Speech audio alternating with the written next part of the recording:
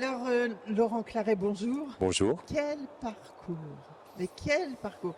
Je vois que vous avez fait du théâtre, tant et tant de films, euh, courts et longs métrages, de la télé, des téléfilms, vous êtes sur les plateformes aussi, vous faites de la fiction radio, vous faites des voix documentaires, du doublage de voix, du voice-over, on dit, hein, voice-over. Il y a le doublage fiction et puis il y a le voice-over qui sont dans les documentaires pour les interviews de personnes étrangères.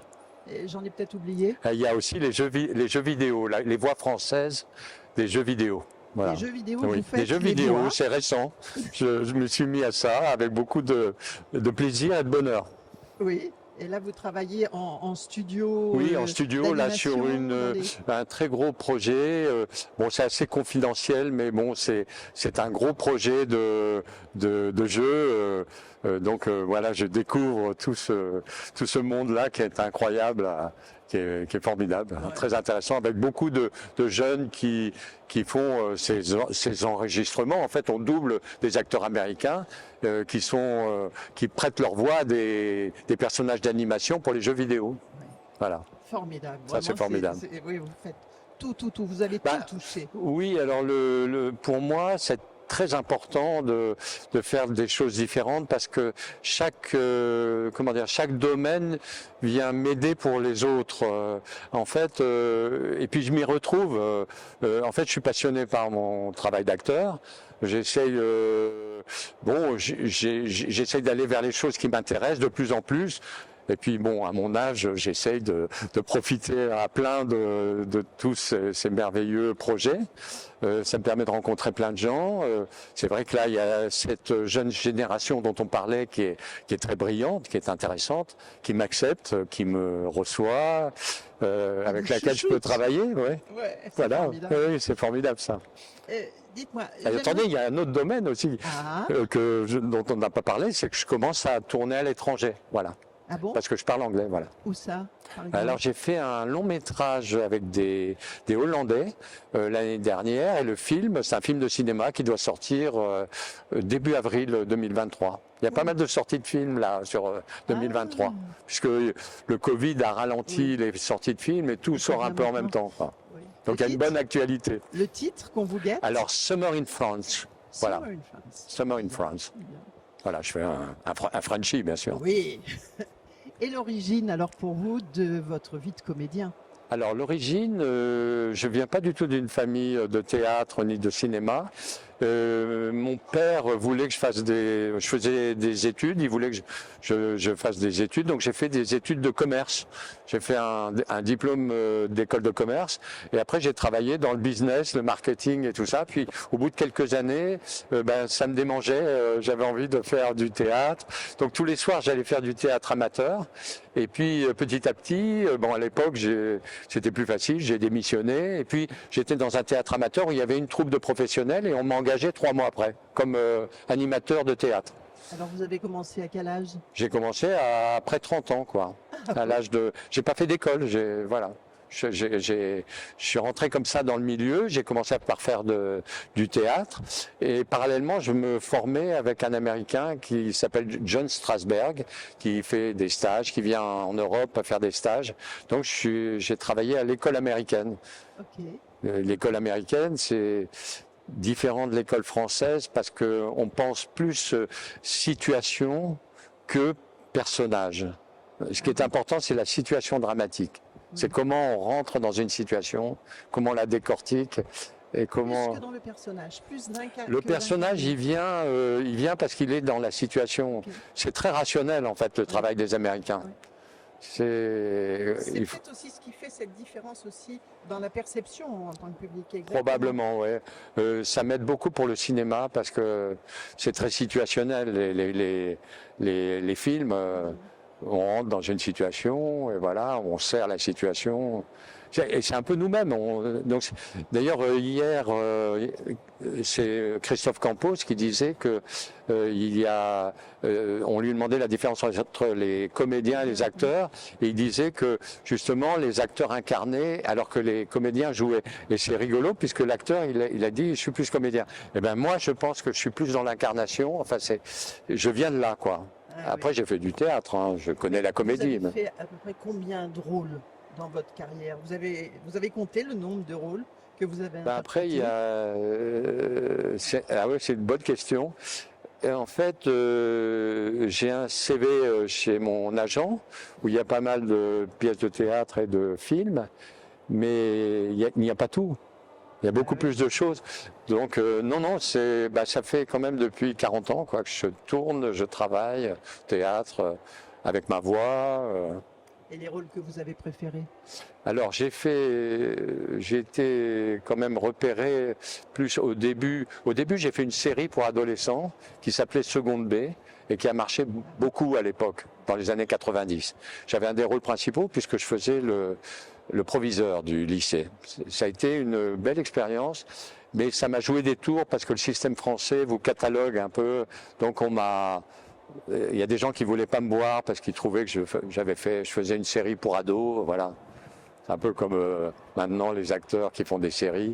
Et après, j'ai eu un petit passage à vide, mais j'étais persuadé que j'allais m'en sortir autrement, quoi. Oui. C'est-à-dire, j'attends rien de personne. Pour moi, un acteur, il mérite son travail, quoi. Il faut travailler, il faut pas. Les autres, ils peuvent parfois vous mettre la tête sous l'eau, mais après, c'est à vous de vous sortir la tête sous l'eau.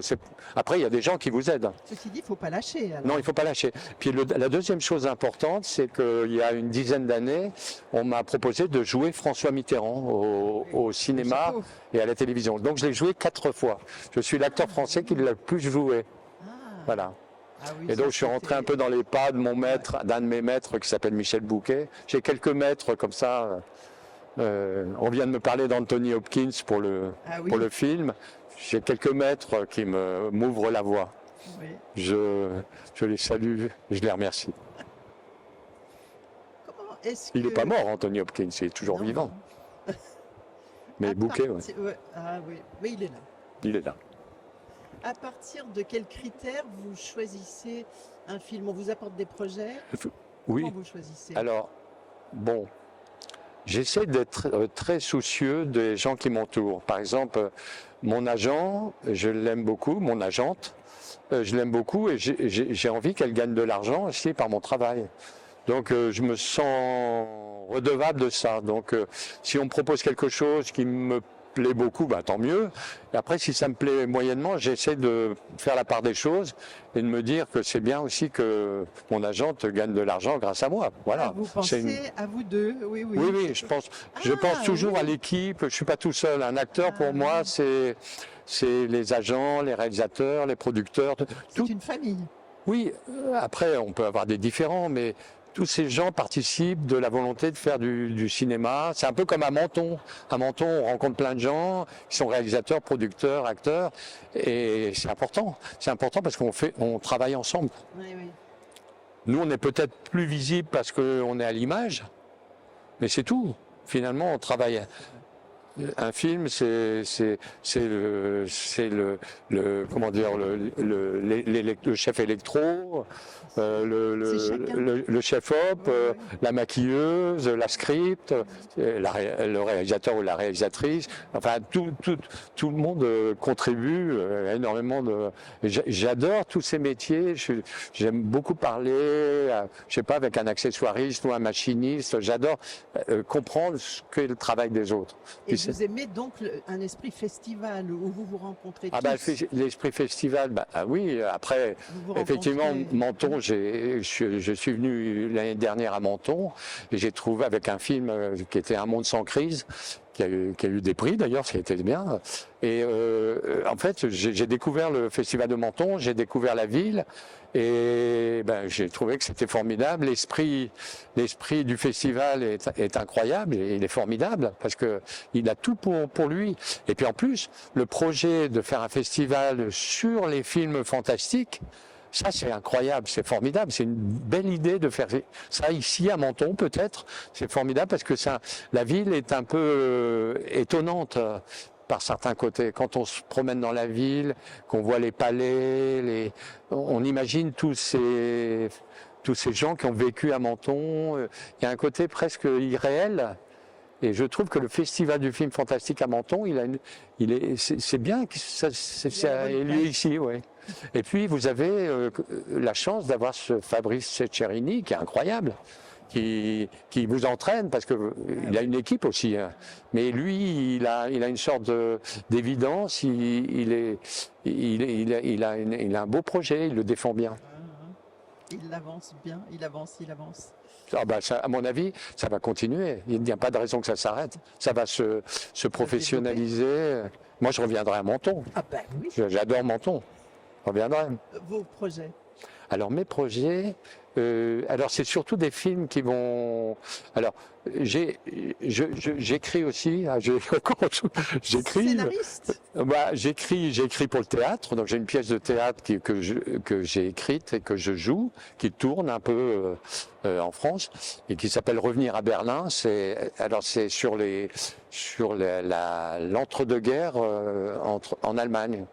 Donc j'ai vu que en France on s'intéressait plus aux poilus et tout ça, l'entre-deux-guerres. Donc je me suis intéressé à l'Allemagne. Ça s'appelle Revenir à Berlin, sur le retour des soldats allemands qui ont été vaincus, une sorte de génération perdue, à travers le regard des artistes, des peintres. Donc c'est un spectacle un peu particulier. On projette des tableaux de l'époque qui sont magnifiques. Voilà, ça c'est au théâtre. Et puis pour les scénarios, c'est plus timide. J'ai réalisé un très court métrage il y a 2 ans. Là, j'ai le projet d'en faire un. Probablement, on va tourner le mois prochain. Et puis, j'ai un projet d'un court métrage un peu plus important. Voilà. Je travaille un peu plus sur des choses, sur les courts métrages, sur des choses que je vois dans la rue. Donc, j'habite dans une ville qui est près de Paris, qui s'appelle Montreuil. Et je m'intéresse à ce qui se passe dans la rue. J'interviens beaucoup, enfin ça c'est ma personnalité, j'interviens beaucoup dans la rue quand il y a quelque chose qui me choque. Je suis très cash et direct. Donc et parfois après... ça me joue des tours d'ailleurs. Mais bon. Mais ça vous donne aussi des sujets. Voilà, des sujets incroyables. Et j'aime bien regarder la rue, ce qui s'y passe, et ça m'inspire. Voilà. Eh bien, merci. Merci à vous. Merci beaucoup. Et ça va, j'ai pas été trop bavard. Parfait.